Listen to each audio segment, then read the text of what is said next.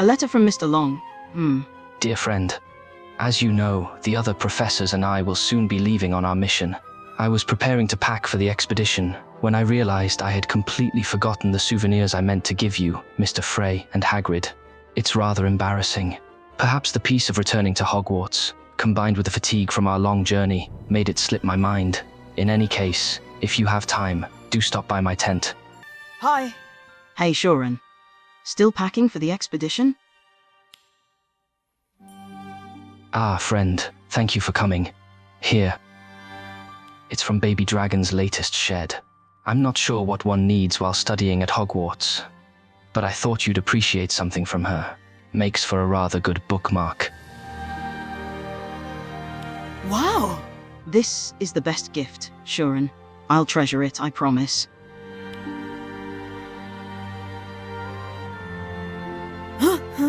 These aren't all souvenirs, are they? Not quite, though this one's a fresh bag of dragon dung for Hagrid. The rest are just some of my old things. The house elves have kindly offered to help me discard them. Oh! Did you really travel with all of this? Well, yes. Most of it I gathered during my travels. Flora and fauna samples for research, local oddments, a few worn umbrellas. Aww. Sounds like they could still be useful. Why throw them away now? Despite my tent's size, I'll need to make room for the other professor's belongings.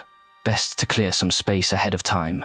Besides, I've never been one to cling to worldly possessions. They serve their purpose. Ah, but surely you don't have to throw them out? Can't the headmistress provide extra containers with extension charm or something? You might have forgotten, but extension charms are tightly regulated by the Ministry, and for this expedition, fewer prying eyes is for the best. Ah! Right.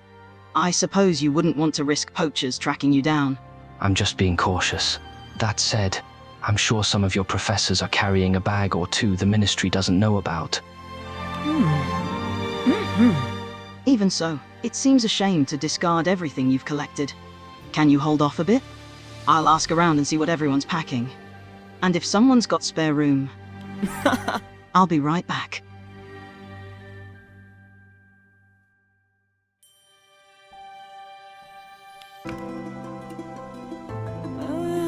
Professor Slughorn. Ah, a pleasure to see you. Come to help me pack, have you? Oh. Yes, I suppose. Is that the only bag you're taking? Well, it was. So I thought I'd borrow a bit of room in Mr. Long's tent. Go on, take a peek inside. Is that a couch? A love seat, actually. The couch on the other side, next to the bureau. You see, there, across from the wardrobe. Oh yes, I see. That's quite a lot of furniture. Victory! One can never be too comfortable. Also, a good lie down always perks me right up after a difficult encounter. You don't think it's too much? Well, there are 4 of us. Unless each is bringing arrangements of their own. Perhaps only the one fainting couch, then? Maybe you should coordinate with your fellow professors to see what they might find useful. Oh, a considerate approach? I hadn't thought of that. So, you'll do it? I will. Assuming, of course, Professor Dromgoole reconsiders her intent to pack a library's worth of books on ancient runes. Oh, indeed. I'm all for a bit of reference, but a store of potion ingredients is much more useful than a collection of dusty old books. I suppose maybe that's true. Excellent. We're in agreement. Have a word with Clodagh, won't you? I'm sure you can make her see reason. Okay. Professor Dromgoole? I'm glad to see you taking the initiative. Nothing like a bit of research to whet one's appetite for ancient ruins. Oh, I'm not here to study. Oh. Are you sure? Your marks could be better. No, wait, what? They're not good? I didn't say that. Only that they could be better. There's always room for improvement, even at the top. Right, maybe later. Just now, I wanted to talk to you about the mission. Let me guess. Professor Slughorn sent you to help me pack. Or should I say lighten my load, He is concerned that you might be bringing too many books. And how many phials of armadillo bile is he allowed? Or bottles of bubatuba pus? And don't get me started on all the furniture he intends to bring. Are we going on holiday? I think not. Actually, Professor Slughorn's agreed to reassess the group's need for extensive seating options. Did he? Well, that's fine. But it still doesn't make my contribution any less important. No, of course not, because I'm sure you might need to translate some ancient Egyptian hieroglyphics, but Shorin said only ancient runes had been sighted in the area. You don't know. We might run into all manner of misplaced messages. It always pays to be prepared.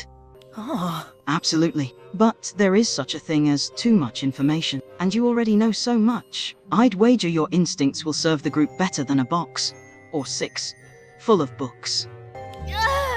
I won't argue with you there. I do have a tendency to get Distracted? I was going to say invested in my work. To the point of distraction, yes. I see what you're getting at. All right, I will curtail my collection. Perfect. I will curtail my collection as long as Longbottom promises to keep his murderous finds out of my travel trunk. So close. Hi. Professor Longbottom? Hello, perfect timing. I need a second pair of eyes to watch my back while I tend to the venomous tentacula.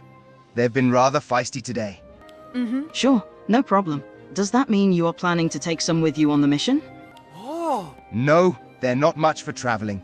Makes them very irritable. Also, their range is a bit limited in battle. But you are bringing some plants with you, yes? Of course, I've got a cluster of devil snare for camp fortifications, a few mandrakes, and, of course, a collection of chomping cabbages. Sounds dangerous. Are those safe to travel with? You wouldn't want them loose in your handbag, but properly stored, they shouldn't be a problem. Why do you ask? Oh, well, I was speaking with some of the other professors.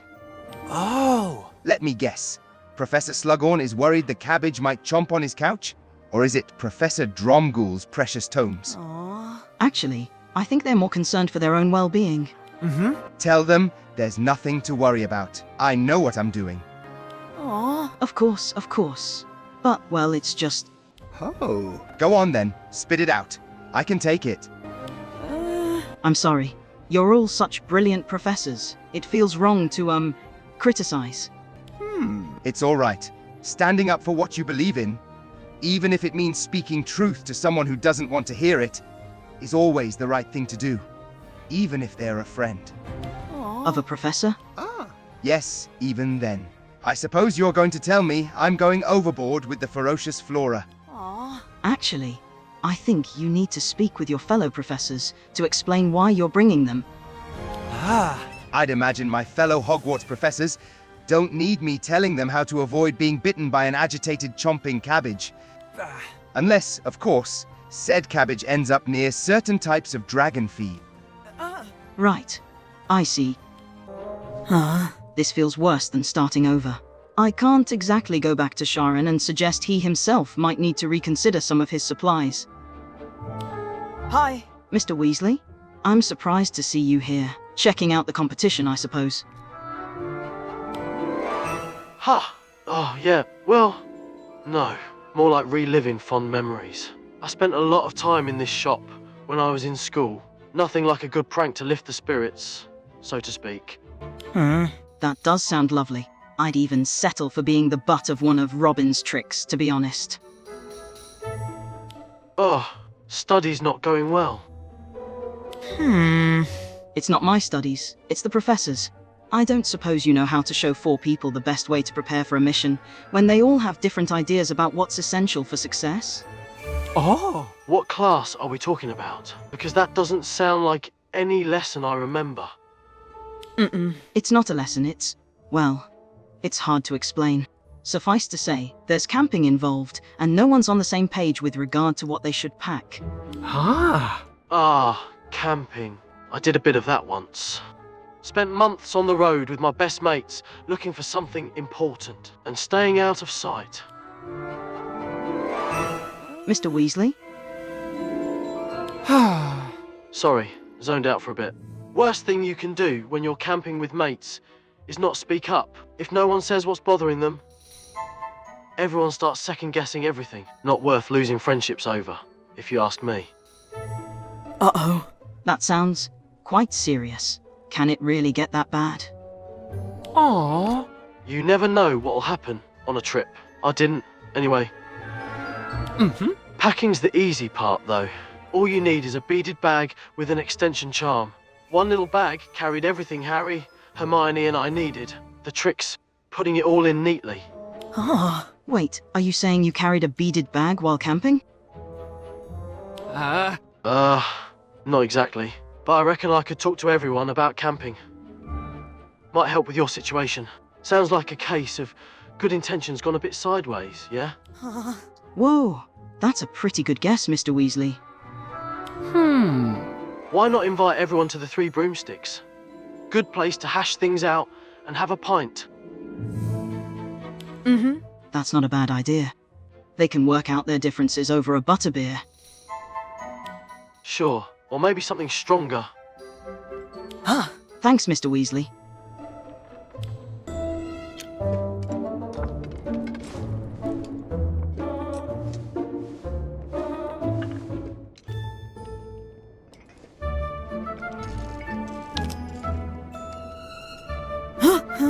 Thank you all for coming.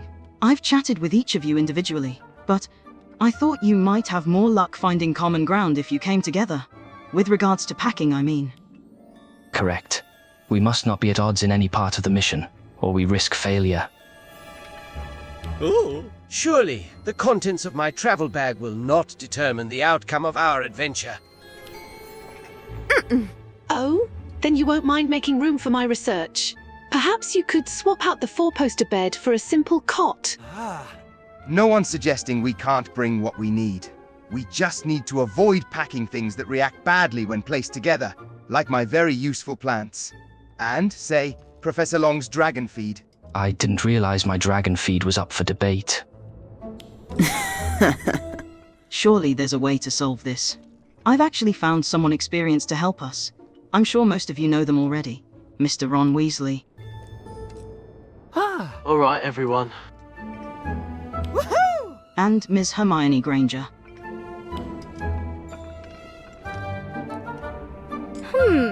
Uhtred mentioned you fixed everything with a certain beaded bag. I'm curious to hear how. Whoa! Did I say that? I don't quite remember. I just wanted to tell them about all the brilliant things you did on that trip. Sorry, Mr. Weasley. I ran into Ms. Granger, and she offered to help as well. Indeed. I heard about Hogwarts expedition and thought I should do my part, especially if it means standing up for creatures who can't speak for themselves. It's been some time since some of us saw each other, or since the trip Ron here is referring to, but I believe this might help. Hermione Granger begins outlining, with her usual clarity and precision, how to organize and pack for magical travel, especially when venturing into more desolate areas. Whoa! How did we not think of that? Using different luggage to separate incompatible items. Yes, with a little planning, we can avoid every conflict. Agreed, although many of these partitions will be stacks of books. I wonder if Professor Dromgoole will be able to find what she needs in time. Now that we've talked it through, I understand space is limited. Since you're all kind enough to let me bring my books, I'll make sure I remember exactly where each one is stored. I suppose I could manage with fewer couches and lounge chairs, seeing as everyone's being so reasonable. But I'd draw the line at a fully stocked apothecary cabinet. That said, I might have a few extra extension-charmed bags from, let's say, less official sources. Of course. Excellent. I believe we have an accord. Thank you for your understanding and willingness to compromise. Hooray! Now all you have to do is decide what you're going to bring to eat on the journey. Now that's a fine topic. I've a good stock of crystallized pineapple and some fine mead I'm sure you'll all enjoy. Have you tried the desserts from that Hogsmeade shop, Confiserie d'André? I was thinking of bringing a few dozen Dom Fig Miel, though they do come in rather large boxes. I say we pack a few turkeys. Can't go wrong with that. Shouldn't we just hunt and prepare our own meals along the way?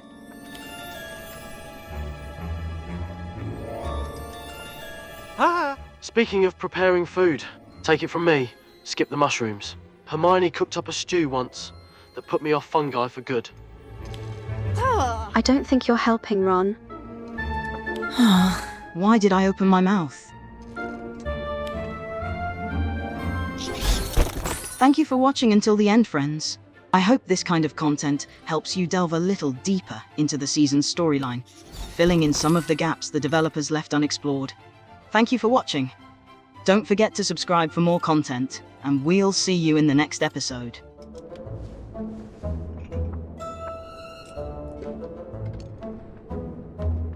Why bother?